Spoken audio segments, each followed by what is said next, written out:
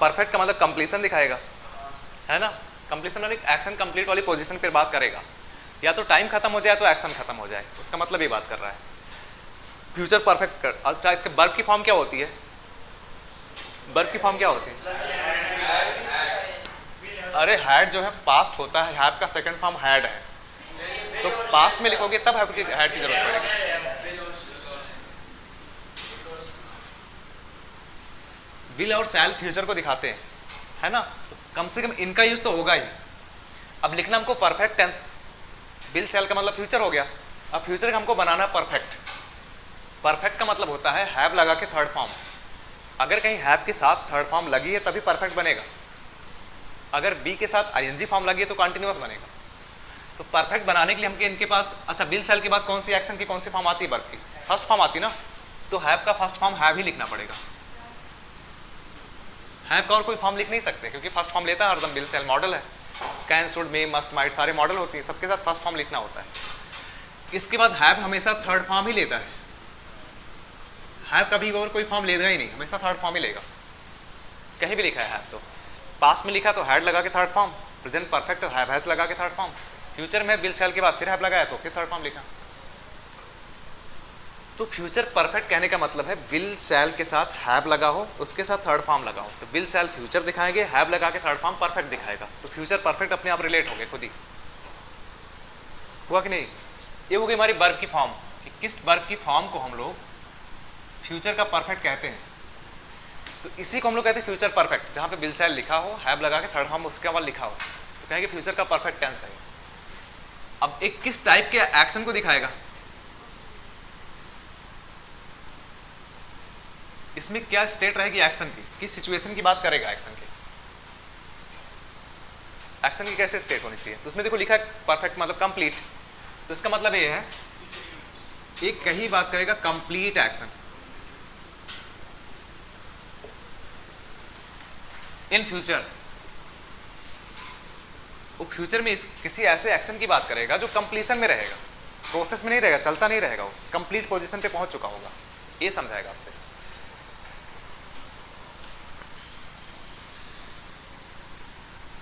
अब इसका देखो टाइम क्या है, किस टाइम की बात कर सकते हैं इसमें? बात तो फ्यूचर की होगी, लेकिन फ्यूचर के इंडेफिनिट भी फ्यूचर दिखा रहा था, फ्यूचर का कंटिन्यूअस फ्यूचर तो दिखा रहा था, लेकिन उसमें पर्टिकुलर पॉइंट की बात कर रहा था। लेकिन परफेक्ट क्या बात करेगा, एक इस टाइम को रिलेट करता है। तो जब ये सब बारीकी आप समझने लगोगे ना, टेंस को समझने लगोगे, तब अभी आप ये सब समझते ही नहीं, कभी दिमाग ही नहीं लगाते, कभी बस पढ़ लिए, अब तक खाली क्या रहा रही था ऐसा पढ़ लिए, जाता जाते पढ़ लिए, खत्म हो गया, कभी दिमाग सोचे नहीं, दिमाग ही खर्च नहीं किए। एग्जाम में जाते सोचते हो ऐसा है, गलत हो रहा है सब कुछ कैसे, तो हरदम सोचना सीखो, थोड़ा दिमाग को लगाना सीखो, तब आपको इंटरेस्ट आएगा समझने में। पढ़ने में मजा तभी आता है जब दिमाग लगे, और कुछ लोग होते दिमाग ही नहीं खर्च करते, सोचते बस देख लो, जैसा लिख गया नोट कर लो, बस हो गया, फिर वो दिमाग नहीं लगा रहे, उनको इंटरेस्ट भी नहीं आएगा कभी भी, खाली फॉर्मेलिटी कर रहे हो बस। तो मैंने कहा देखो इसमें टाइम जो रहेगा ये आप ये याद रखना, आप किसी चीज़ को जब बताओगे देखो ऐसा होगा कि एक डेडलाइन, डेडलाइन का मतलब क्या होता है कि लास्ट वाला टाइम का पॉइंट, किसी एक्शन के कंप्लीशन वाला पॉइंट, उसको कहते हैं डेडलाइन। कहते हैं उनको इतना तारीख की डेडलाइन दी गई है, इसका मतलब क्या है, उनको लास्ट वाला टाइम इतना दिया गया है, यहाँ तक उनको काम कंप्लीट करना है, इसकी डेडलाइन इतना टाइम तक है, मतलब लास्ट वहाँ तक जाके खत्म हो जाएगा। डेडलाइन का मतलब लास्ट वाला पॉइंट टाइम का, जो आपको लास्ट एंड वाला पॉइंट दिया जाए वहाँ तक काम को कंप्लीशन में रखना है। डेडलाइन का मतलब आखिरी वाला टाइम है ना। तो एक डेडलाइन देगा कब, इन फ्यूचर, उसकी बात करेगा। तो डेडलाइन माने एंड वाला टाइम देगा, ये ध्यान रखना हरदम। एंड का टाइम, शुरुआत का टाइम नहीं, शुरुआत का इंडेफिनिट दिखाता है, एंड वाला टाइम ये बताएगा, वहां तक कंप्लीशन में रहना चाहिए सेंटेंस। अच्छा एंड वाला टाइम होता क्या क्या है, अगर देखो मैंने ऐसा लगाया, ये वर्ड लगा दिया मैं टिल, टिल का मतलब क्या होता है, खाली तक होता है, जब तक नहीं, खाली तक होता है टिल का मतलब, है ना। लेकिन अब टिल से हमको देखना है कि हम किसकी बात कर रहे हैं। अच्छा एक वर्ड और भी है, जैसे मैंने कहा बाय द टाइम, इसका मतलब क्या होता है, उस समय तक, इसका मतलब उस समय तक होता ना।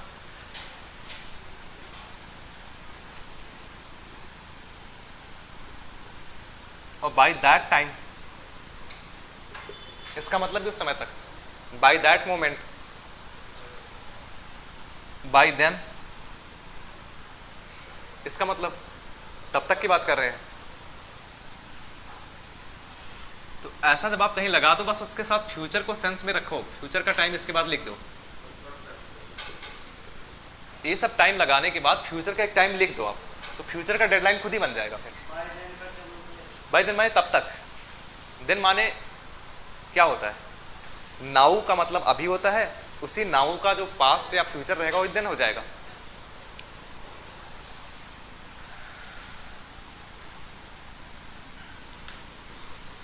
तो देखो ऐसे आपको बताना है। मैंने कहा India will have become a developed nation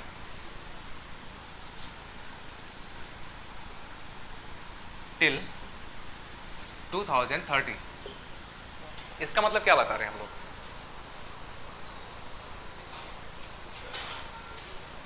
इससे जैसे लिखा गया, इससे क्या समझोगे, क्या सेंस में बात कर रहा हूं? मतलब इस टाइम तक ये एक्शन कंप्लीशन में रहेगा, इसका हम ये समझा रहे हैं। मतलब ऐसा नहीं डेवलपमेंट अभी नहीं हो रहा है, वो हो रहा है, लेकिन तब कंप्लीट वाली पोजीशन पे पहुंच जाओगे। तो फ्यूचर परफेक्ट का मतलब ये नहीं होता कि काम अभी नहीं चल रहा है, काम अभी भी चल रहा है सारा, बस फ्यूचर में किसी एक डेडलाइन तक जाके कंप्लीशन में आ जाएगा, ये समझाना होता है। तो फ्यूचर में काम कंप्लीट हो जाएगा, मतलब फ्यूचर में काम परफेक्ट हो जाएगा, फ्यूचर परफेक्ट बन जाएगा। फ्यूचर परफेक्ट माने फ्यूचर में काम कंप्लीशन में आ जाएगा, इसका मतलब होता है समझ में। तो जहां आपको विल हैव लगा के थर्ड फॉर्म लिखा है, उसका मतलब वो एक्शन फ्यूचर में कंप्लीशन की पोजीशन में रहेगा, उसी को कहते हैं फ्यूचर परफेक्ट। परफेक्ट मतलब कंप्लीट, फ्यूचर में काम कंप्लीट रहेगा। तो एक डेडलाइन आपको दे दिया गया है, और ये डेडलाइन फ्यूचर की ही है। 2030 कब आएगा? फ्यूचर में आएगा ना, तो परफेक्ट दिखा दिया अपने आप ही।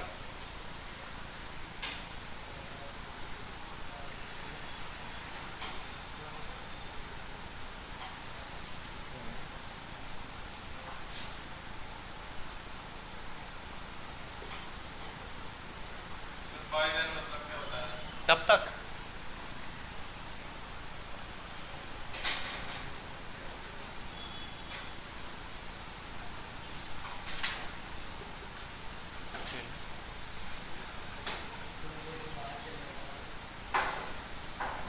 नेक्स्ट मंडे लगा दो ऐसा।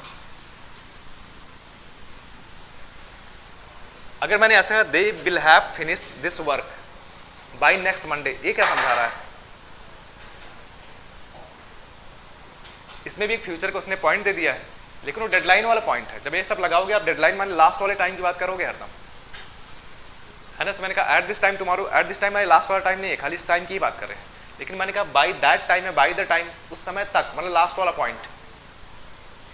तो जब हम किसी लास्ट वाले पॉइंट को बात करेंगे कभी भी, तो परफेक्ट के टेंस में ही लिखना होता है, क्योंकि टाइम एंड हो गया, वो अंतिम वाला टाइम था। तो जहाँ पे एक्शन खत्म हो जाएगा तो टाइम खत्म हो जाए, उसी को कहते हैं परफेक्ट वाले टेंस। वो चाहे जब पास्ट की बनाओ, चाहे प्रेजेंट का, चाहे फ्यूचर का, तीनों में सिचुएशन ही होती है, या तो टाइम खत्म हो जाता है तो एक्शन खत्म हो जाते हैं, वही परफेक्ट में आते हैं।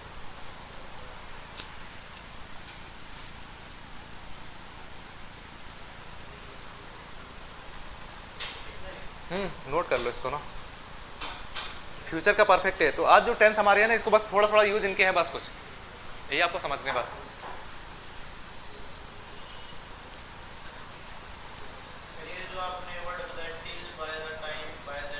इन सब का मतलब उस समय तक, फ्यूचर का टाइम है सब, डेडलाइन है वहाँ के।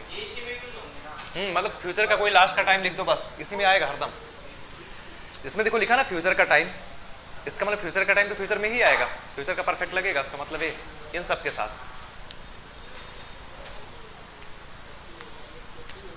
आ रहा को समझ में?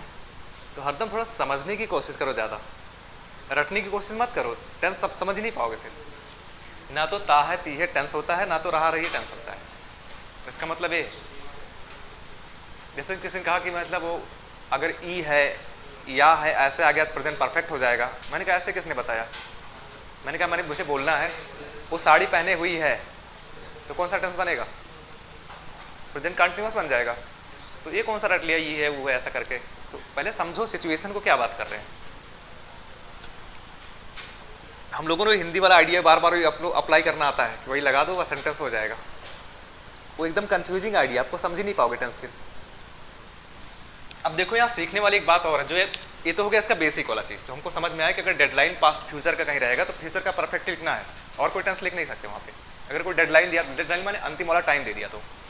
अब यहाँ जो सीखने वाली चीज़ है, देखो रूल ये है ग्रामर का, अगर हमको 2 एक्शन दिए जाए, फ्यूचर में ऐसा दिया जाए कि 2 एक्शन हमको नजर आए, तो ये ध्यान रखना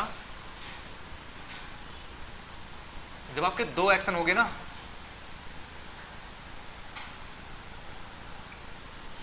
जब भी कभी फ्यूचर में आपके 2 एक्शन आपको दिखाना होगा, तो ये ध्यान रखना कि जो पहले वाला काम होगा ना वो रहेगा फ्यूचर परफेक्ट में, और जो उसके बाद होगा काम वो प्रेजेंट इंडेफिनिट में रहेगा।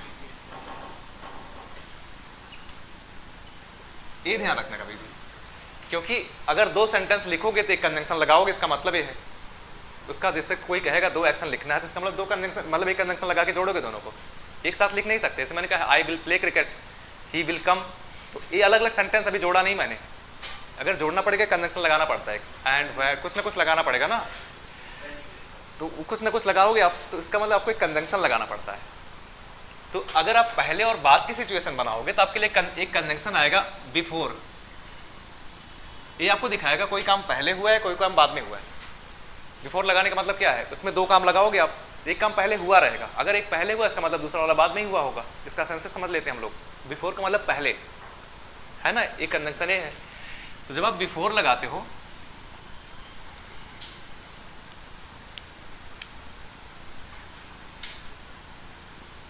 तो बिफोर के पहले एक सेंटेंस लिखोगे और बाद में लिखोगे, पहले कौन सा लिखना पड़ेगा, फ्यूचर परफेक्ट की फ्यूचर इंडेफिनिट, क्योंकि देखो 2 ही सेंटेंस आएंगे, परफेक्ट और इंडेफिनिट। बाद में पहले इसके पहले ना, तो मैं लिख के दोनों समझा रहा हूं, देखो कैसे निकलेगा।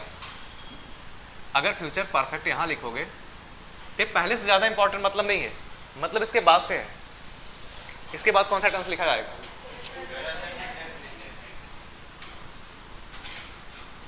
प्रेजेंट इंडेफिनिट यहां लिखोगे है ना, तो फ्यूचर परफेक्ट चाहे आप यहां लिख दो, फ्यूचर परफेक्ट चाहे आप इसके बाद लिख दो कामा लगा के, बस। जब कंजंक्शन को पहले लिख देते हो दूसरे वाले सेंटेंस से पहले कामा लगा के लिखना पड़ता है। इफ वाला वर्ड जैसे लिखोगे if you work hard you will pass, तो चाहे इफ से स्टार्ट कर दो, चाहे you will pass if you work hard बीच में लगा के लिख दो। तो जब बीच में नहीं है तो चाहे आप उसको पीछे लगा के लिख सकते हो, if you work hard you will पास, बस कामा लगाना पड़ेगा। तो बस ये ध्यान रखना कि बिफोर के बाद प्रेजेंट इंडेफिनिट आ क्यों रहा है, इसका सेंस क्या निकलेगा। हाँ, इसका देखो हिंदी ही निकलेगा, बिफोर जैसे कुछ का एक्शन लगा दिया तो इसका मतलब है ए एक्शन होने से पहले, जो भी इसके बाद लिखोगे ना उसका सेंस पूरा ऐसे आएगा, ए वाला एक्शन होने से पहले, बिफोर मतलब पहले, तो जो काम पहले हुआ इसका मतलब ये काम पहले हुआ, ये कह रहा है इस एक्शन से होने से पहले, मतलब ये काम पहले नहीं हुआ, इससे पहले कुछ और बात है, तो अपने आप परफेक्ट ए बन गया। तो फ्यूचर परफेक्ट ए वाला नहीं बन पाएगा क्योंकि इसका हिंदी निकलेगा इससे होने से पहले, तो जो काम पहले हुआ परफेक्ट हो जाएगा। तो परफेक्ट चाहे यहां लिख दो चाहे उसके बाद लिख दो। एग्जाम्पल देखो ऐसे,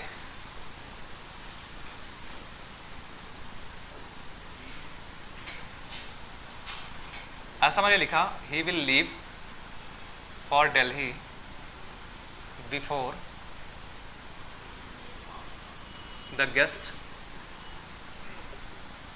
अराइव। अब सेंटेंस में अगर आपको गलती ढूंढी जाए कहां मिल सकती है, कहां गलती हुई, कह रहा before the guest arrive, arrive मतलब पहुंचना, मेहमानों के पहुंचने से पहले, तो पहले कौन सा काम हुआ होगा, इसका इतना हिंदी क्या निकला इसका, मेहमान के पहुंचने से पहले, पहले क्या हुआ है ये काम ना। तो अगर एक फ्यूचर लिख दिया इंडेफिनिट, फ्यूचर इंडेफिनिट माने काम अभी होगा, प्लानिंग में है, हुआ नहीं अभी तक, तो लिखना पड़ेगा ऐसे।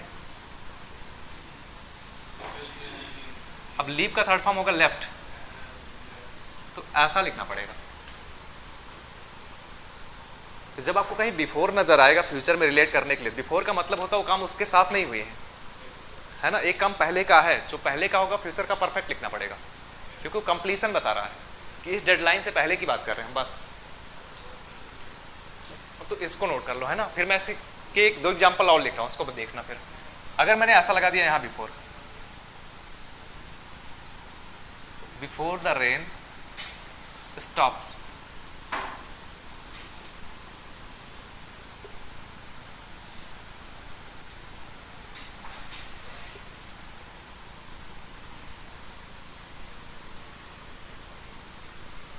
अब सेंटेंस देखिए सर, अब उसको पढ़ के देखिए सेंटेंस में क्या मतलब कुछ सेंस नजर आ रहा है उसका, क्या गलत कुछ लग रहा है?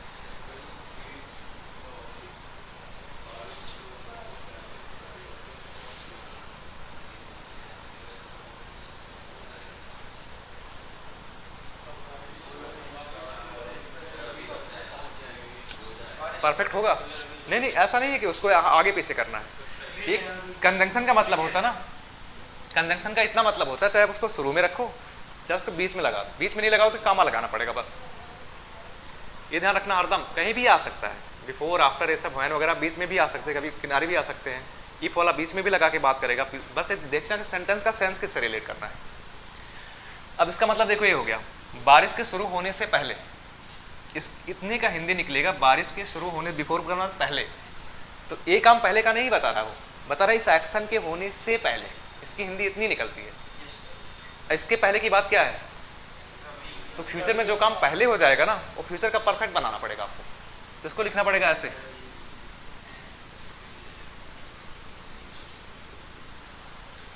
अब सही हुआ, वो काम पहले अब हो जाएगा। तो जब कभी बिफोर आपको नजर आए, बिफोर का मतलब कोई काम पहले के बारे में ही बात होगी, तो जो काम फ्यूचर में पहले होगा फ्यूचर का परफेक्ट हो जाएगा। तो सेम यही सिचुएशन नीचे भी लिखी गई है, बस बिफोर यहां से उठा के यहां कर दिया गया, आगे कर दिया गया।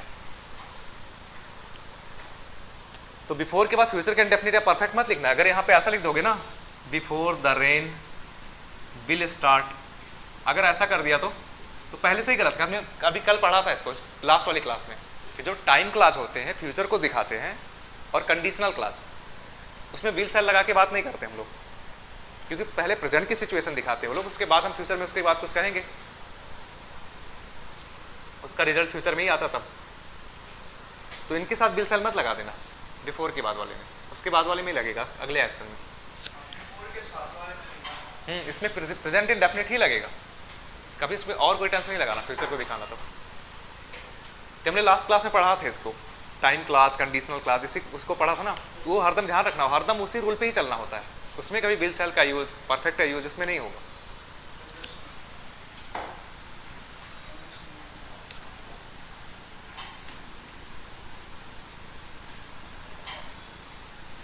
अब मैं आपको एक कॉन्सेप्ट इसका और समझा रहा हूँ, इसको एग्जाम में और किस कॉन्सेप्ट पूछते हैं उसको समझा रहा हूँ। एक कंजंक्शन देखो ऐसा है, उस कंजंक्शन का नाम है बाय द टाइम। तो जो फ्यूचर परफेक्ट पूछते कैसे हम लोग वो पढ़ रहे हैं, वो तो बेसिक समझ लिया, खाली कैसे है पूछते ऐसे समझ, वो बता रहा हूँ आपको। एक कंजंक्शन है बाय द टाइम, इसकी हिंदी क्या होती है बाय द टाइम? उसका मतलब देखो इतना होता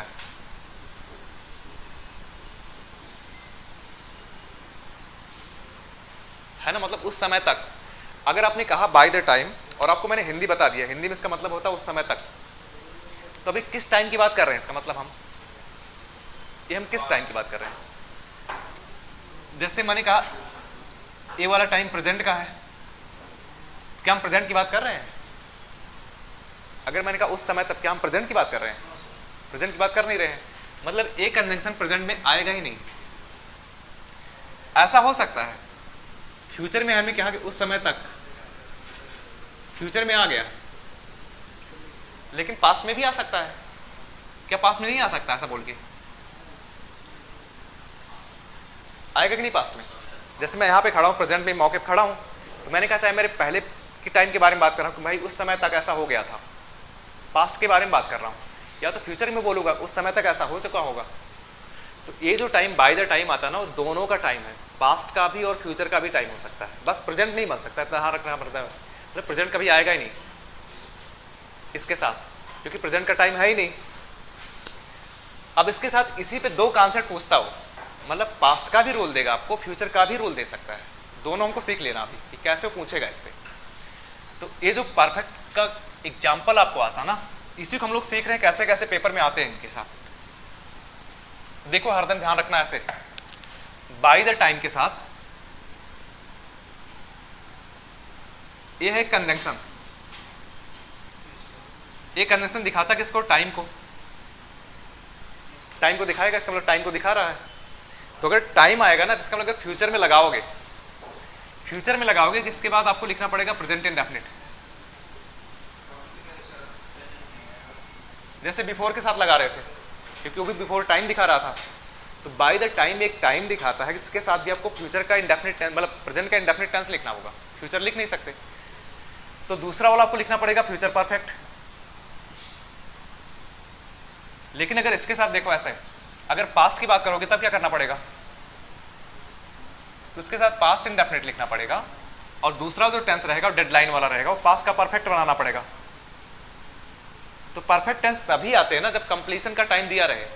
जब आपको एंड वाला डेडलाइन वाला टाइम दे दोगे कि भाई उस समय तक ही बात कर रहे हैं, उसके आगे पीछे की बात नहीं कर रहे, लास्ट वाला पॉइंट एकदम, तो प्रेजेंट की तरफ, फ्यूचर की तरफ जाओगे फ्यूचर परफेक्ट आएगा, पास्ट की तरफ जाओगे तो पास्ट परफेक्ट आएगा।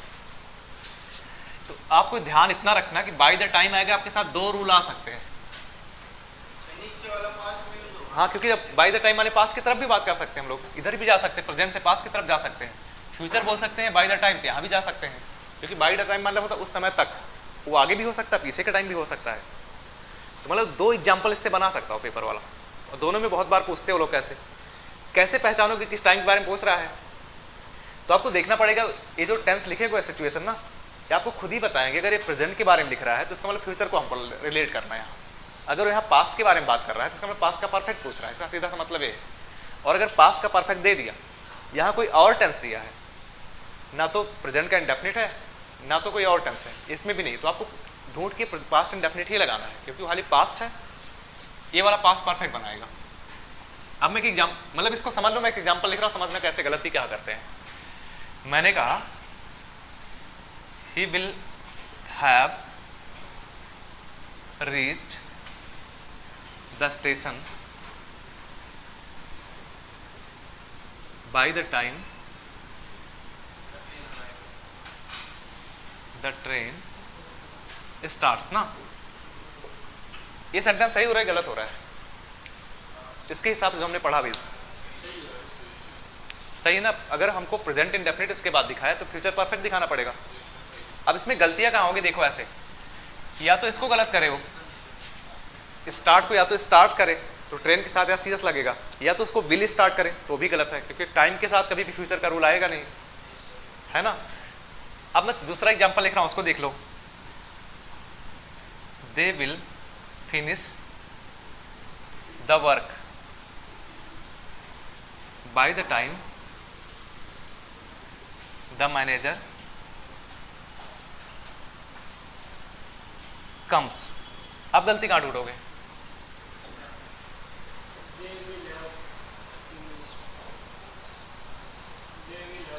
तो बिल के साथ फर्स्ट फॉर्म लगाएंगे कि नहीं यहाँ पे?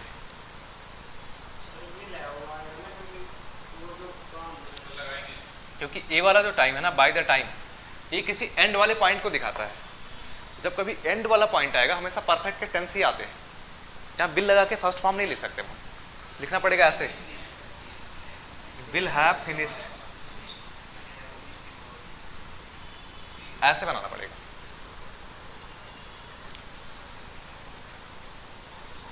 और यहां पास्ट का भी दे सकता है, देखो पास्ट का कैसे लिखेगा, कहेगा ऐसे, by the time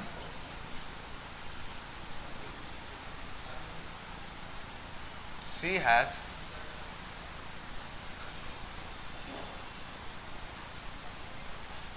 reached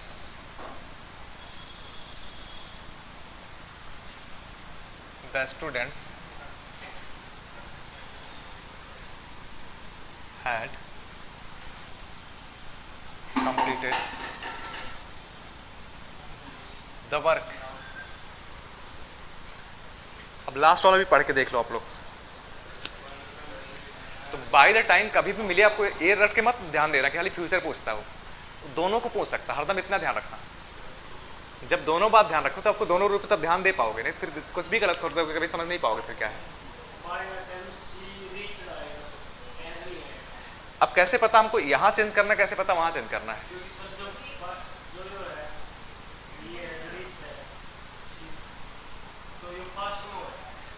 bye the time के बाद हमारे पास दो ही ऑप्शन होता है, अगर हमको फ्यूचर की तरफ जाना है तो प्रेजेंट इंडेफिनिट लेना पड़ेगा, अगर हमको पास्ट की तरफ जाना है तो पास्ट इंडेफिनिट लेना पड़ेगा। ये ना तो फ्यूचर इंडेफिनिट है, मतलब प्रेजेंट इंडेफिनिट है, और ना तो पास्ट इंडेफिनिट ही है, ये प्रेजेंट परफेक्ट लिख दिया गया है। तो अब देखना पड़ेगा अगर हम प्रेजेंट परफेक्ट हटाएं तो किसके हिसाब से हटाएं। अगर यहाँ फ्यूचर का लिखा होता फ्यूचर परफेक्ट तो प्रेजेंट इंडेफिनिट लिख देते, अगर यहाँ पास्ट का परफेक्ट लिखा है तो पास्ट इंडेफिनिट लिखना पड़ेगा। तो वहाँ पास्ट का परफेक्ट लिखा गया है तो लिखना पड़ेगा ऐसे, ऐसे बनेगा। तो बाय द टाइम बहुत इंपॉर्टेंट कॉन्सेप्ट है। कभी कभी लोग खाली इतना याद करते हैं फ्यूचर को ही दिखाता है, फ्यूचर नहीं दोनों को दिखाता है, दोनों के साथ रूल आपको सेम पूछेगा वो।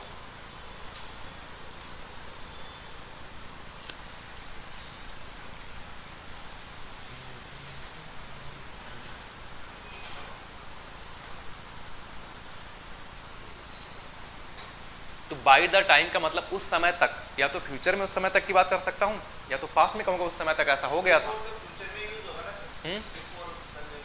हाँ बिफोर ओ वाला ना, नहीं बिफोर पास्ट में हमने पढ़ा था ना, पास्ट वाला पढ़ने चाहिए पास्ट परफेक्ट वाले में।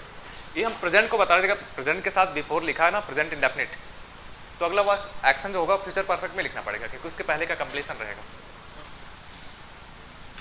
बाय द टाइम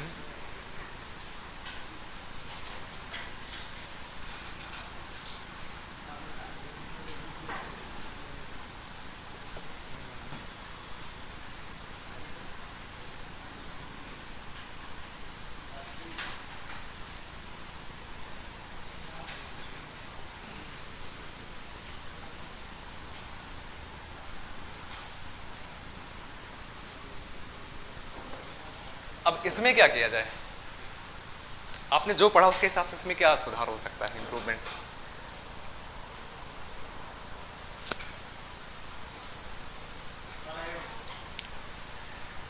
तो कहाँ अराइव किया जाए, bye the time the guest, या अराइव कर दिया जाए, ऐसा कर दिया जाए, सही हो जाएगा।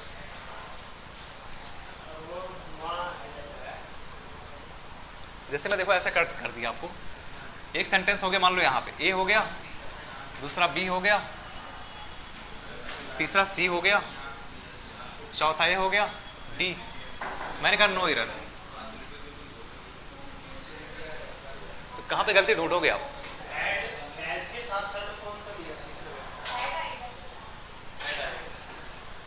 अब एक बात ध्यान रखना, अगर आप उसको हैड करोगे उस वाले को ना, अगर मान लो अगर हमने पहले इसको हैड कर दिया तो इसका मतलब हमको दो गलती नजर आएगी। अगर हैड के साथ थर्ड फॉर्म लिखोगे तो यहाँ भी सेकंड फॉर्म करना पड़ेगा, जबकि अराइव हमको दे रहा पहले से ही। गलती एक ही नजर आनी चाहिए हमको, अगर दो आ रही इसका मतलब कहीं हम गलती करें, सही पकड़ नहीं पा रहे हैं। अब क्या किया जाए,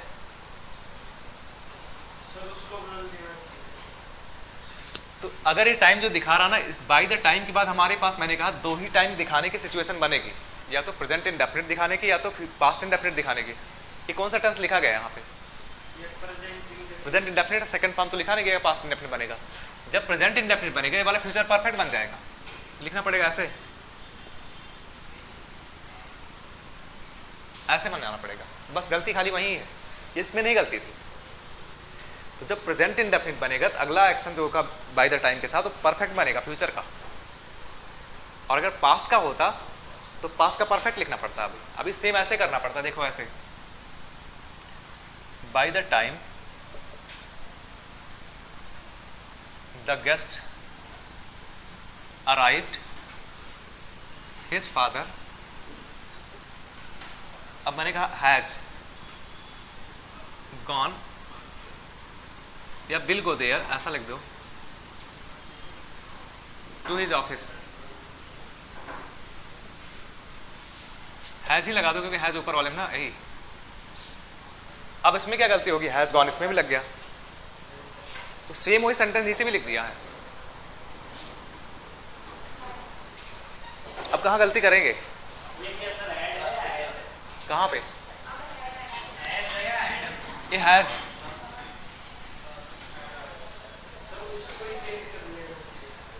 तो हमको देखना बाय द टाइम के बाद देखना है बस। अगर इसके बाद पास्ट इंडेफिनिट है चेंज करना है, यही खाली हमारे पास।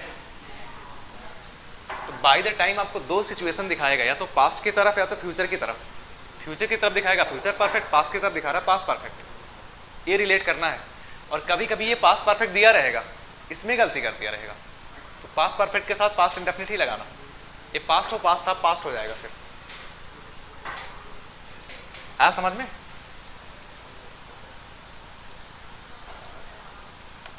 तो इसके साथ अभी एक टेंस और बचा, उसको भी आज खत्म कर देते बस। तो आज ताकि टेंस खत्म हो जाए, आज के बाद पढ़े हम अगली टॉपिक नहीं वाली रहे। इनमें बस खाली कुछ कुछ कॉन्सेप्ट है बस यही। और फ्यूचर परफेक्ट कंटिन्यूअस तो कुछ भी नहीं, खाली उसको देखना होता, समझना होता बस।